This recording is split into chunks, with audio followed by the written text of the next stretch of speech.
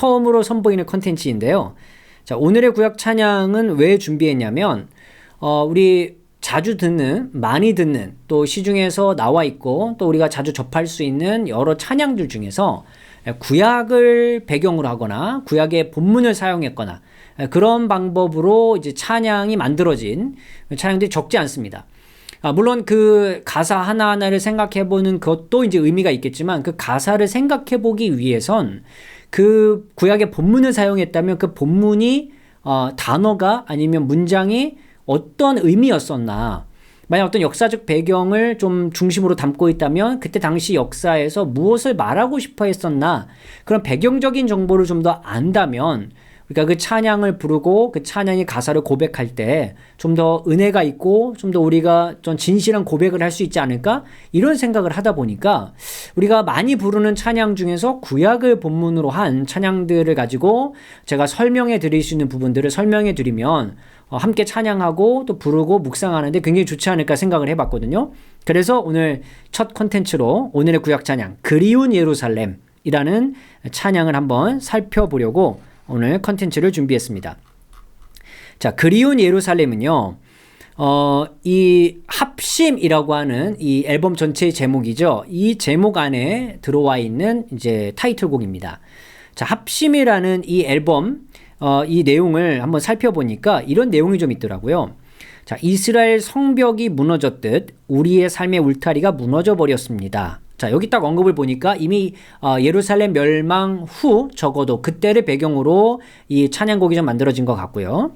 우리는 하나님을 떠났으며 흩어졌고 죄와 사망의 자리로 끌려가고 말았습니다. 자, 이건 이스라엘이 예루살렘 이제 멸망이 일어날 수밖에 없었던 건 이스라엘에 결국 죄가 있었다는 걸 이제 언급하고 있고, 그러나 하나님께서는 이스라엘 백성을 포기하지 않으시고 성벽을 재건하도록 하십니다. 자, 성벽 재건이 나오니까 느헤미야가 생각날 수밖에 없습니다. 자, 마치 죄로 물든 우리의 삶에 산소망이 되신 예수가 찾아오셨단 말이죠. 이번 위러브 정규 앨범, 자, 위러브라는 팀의 정규 앨범입니다. 합심은 흩어져 있는 우리들의 마음을 한데 모아 하나님을 마주하는 우리들의 고백으로 구성되어 있습니다. 자, 그리고요, 이 앨범을 준비하며 각자 기도로 준비한 곡들이 공통적으로 성경의 한 이야기로 귀결되고 있다는 것을 알게 되었습니다. 바로 무너진 성벽 재건. 이 앨범이 자신의 어딘가가 무너져버린 이들에게 소망의 메시지가 되길 바랍니다. 하나님께서는 찢으신 우리를 붙이시며 우리의 아버지이심을 포기하지 않으실 것입니다. 자, 합심이라는 이 찬양, 이 앨범, 그 중에서도 그리운 예루살렘, 성벽 재건이니까 느헤미야 시기를 배경으로 이 찬양이 쓰여졌다는 것을 제가 이 앨범 소개를 보고 알게 됐습니다.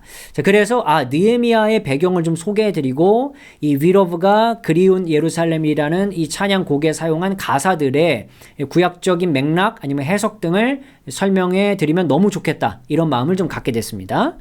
일단 느헤미야를 좀 설명해드려야 되겠죠. 느헤미야라는 인물은요, 히브리어로 네헤야 또는 느헴야라고 읽습니다. 자, 이 이름은요, 두 개로 나눌 수 있을 것 같아요. 자, 여기를 기준으로 이렇게. 자, 앞에 있는 단어는 아마 나함이 아닐까 싶고요. 뒤에 있는 단어는 야. 자, 야로 이렇게 끝나는 단어는 다 야훼, 여호와를 의미하고요. 앞에 나함이라는 이제 이 히브리어는요, 후회하다라는 뜻도 있지만 위로하다, 만족하다 이런 뜻도 있습니다. 그래서 느헤미야의 이름은 아마도 야훼의 위로라는 의미로 그의 이름을 해석할 수 있습니다. 자, 느헤미야는요, 에스라와 거의 동시대에 활동했던 인물이죠. 에스라는요, 율법을 중심으로 정체성을 형성하는데 노력을 기울인 사람이었다면 느헤미야는 현실의 안정을 위해 노력했던 사람입니다. 아울러 성벽 재건을 통해 예루살렘을 안정화시켰고 경제적, 종교적 악행을 제거하는 데 힘썼으며 자기 스스로가 먼저 경건한 삶의 본을 보임으로써 안정화를 이루는 데 앞장섰던 사람이 바로 느헤미야입니다.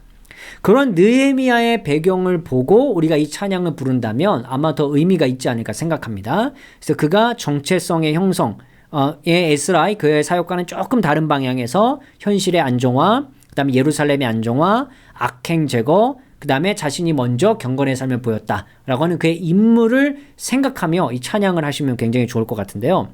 자, 이 찬양 가사를 좀 보니까 반복되는 거 빼고, 자, 요 찬양의 가사가 있는 것 같습니다. 자, 파란 하늘, 햇살 가득 아버지의 사랑이 샬롬의 문을 여시네. 저 광야 넘어 다시 약속의 땅으로 산 소망 우리에게 주시네. 자, 광야 넘어 약속의 땅. 자, 이 땅은 아마도 두 가지 의미가 있겠죠. 먼저는 애굽을 나와서 약속의 땅으로 처음 들어갔을 때 그때 상황을 보여주고요.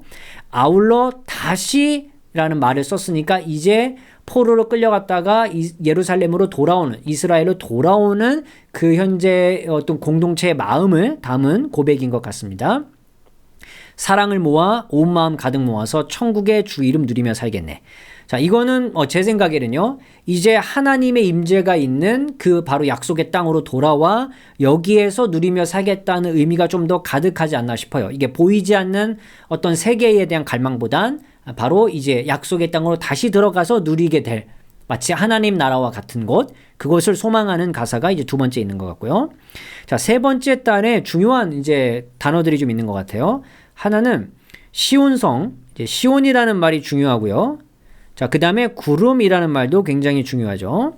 자, 이건 잠시 후에 살펴보겠고요. 새로운 예루살렘 주께서 마음에 주셨네. 죄와 어둠 가시고 온 땅에 빛게 빛나네. 그리운 예루살렘, 그리운 예루살렘.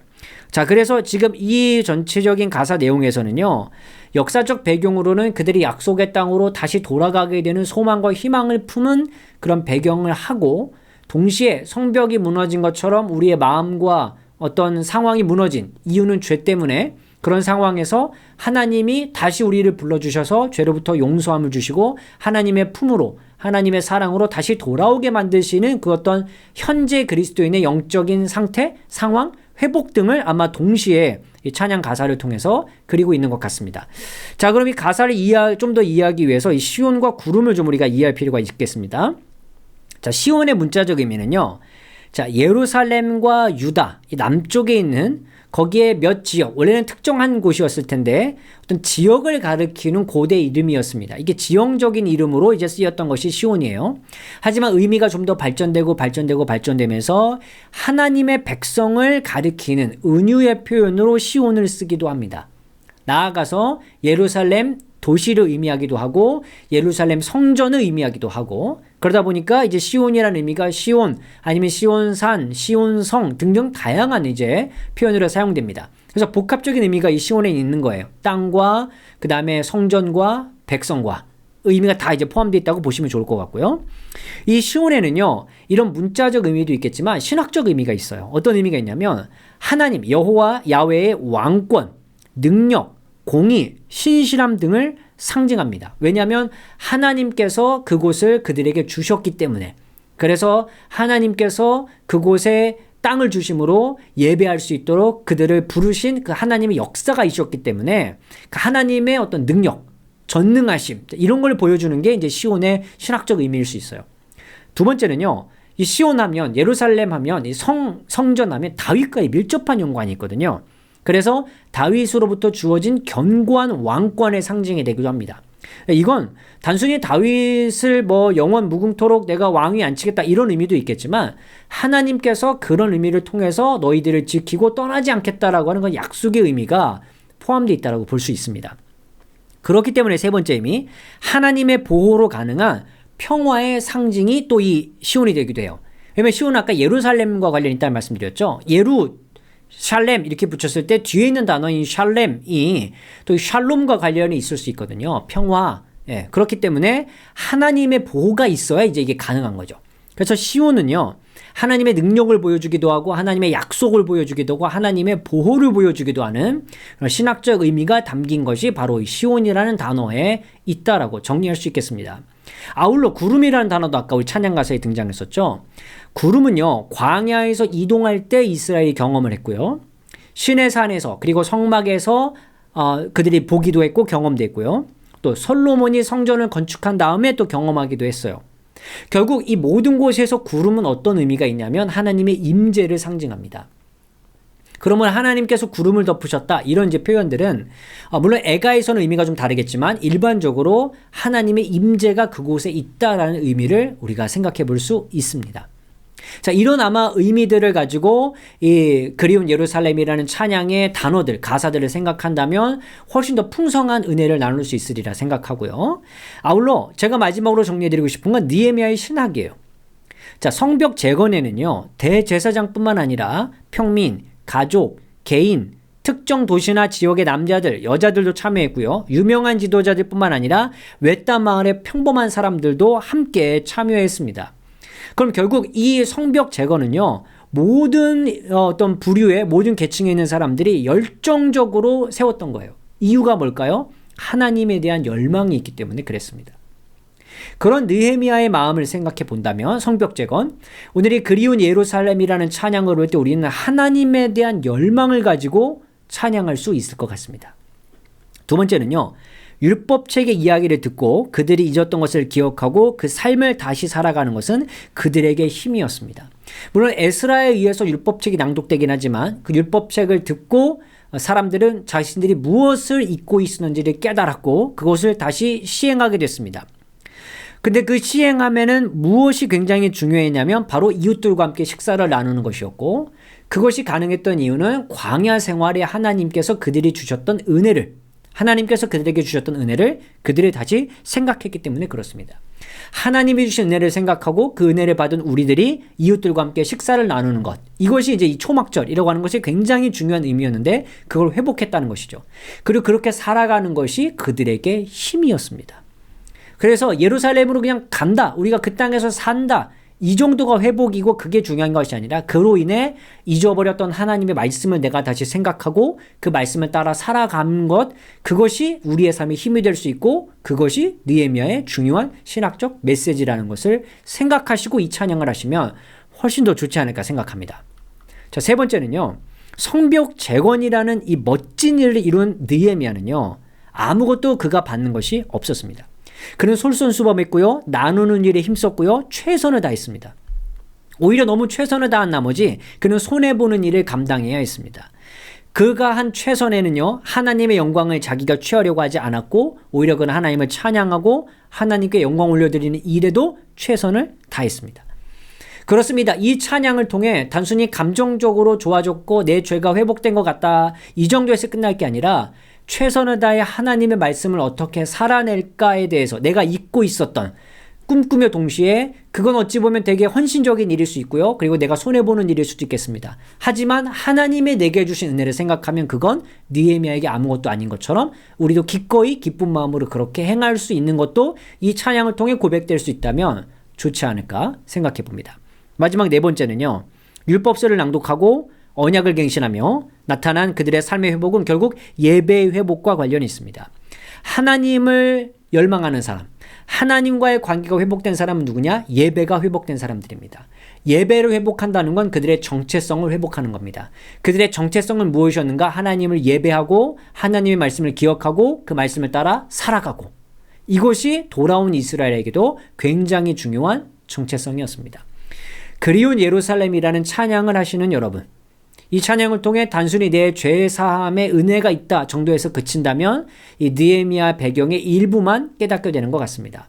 오히려 이 찬양은 하나님에 대한 경건과 열망을 통해서 하나님과의 예배를 회복하고 싶어 했고, 그 관계를 회복했다면 하나님께서 내게 주셨던 말씀 중에 내가 잊고 있었던 것이 무엇인지를 다시 한번 생각하고 그 말씀을 따라 사는 일에 힘썼고 그것이 그들의 삶에 힘이 되었다는 것을 기억하십시오. 이런 의미를 생각해 본다면 우리가 이 그리운 예루살렘이라는 찬양을 함께 하면서 느헤미야가 주는 여러 신학적 메시지도 생각하면서 우리가 굉장히 더 은혜로운, 더 굉장히 진실된 우리의 고백을 이 찬양으로 할 수 있지 않을까 생각합니다. 저는 이 컨텐츠 외에도 앞으로 다양한 구약과 관련된 찬양들이 있다면 그 구약의 배경이 무엇이었는지, 또 그 단어가 구약에서 어떤 의미였는지 여러분과 함께 나누면서 우리가 부르는 찬양이 더 우리의 진솔한 고백이 될 수 있도록 여러분과 함께 나누도록 하겠습니다. 오늘의 컨텐츠가 도움이 되셨다면 유튜브 멤버십이나 네이버 프리미엄 컨텐츠 오늘의 구약 공부를 구독하신다면 구약을 더 깊이 배우실 수 있습니다.